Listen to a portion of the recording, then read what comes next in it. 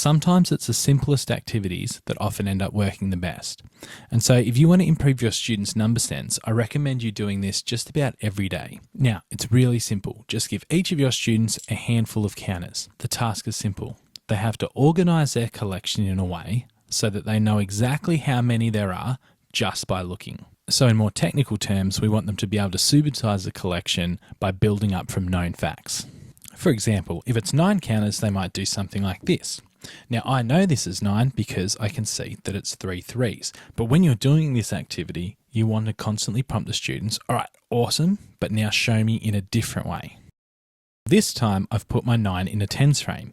And I know it's 9 because if it had one more, it would be a complete tens frame, so 1 less than 10 is 9. And then you'd say, cool, show me in a different way. All right, so this time I can tell it's 9 because I've got a 5 and a 4.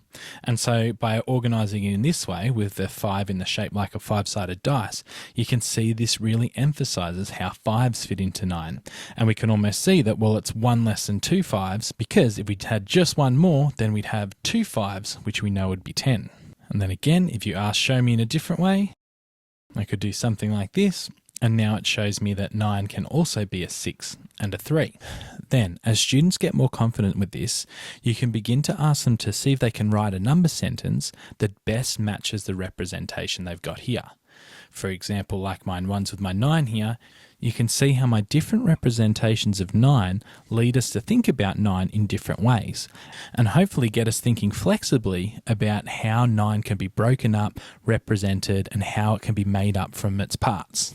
And this is exactly the kind of number sense we want to build up in our students, so that the next time they come across a problem with 9 in it, if they can flexibly break apart 9 in a multitude of different ways, then they're likely to be able to break it apart in a way that will best help them solve the problem at hand.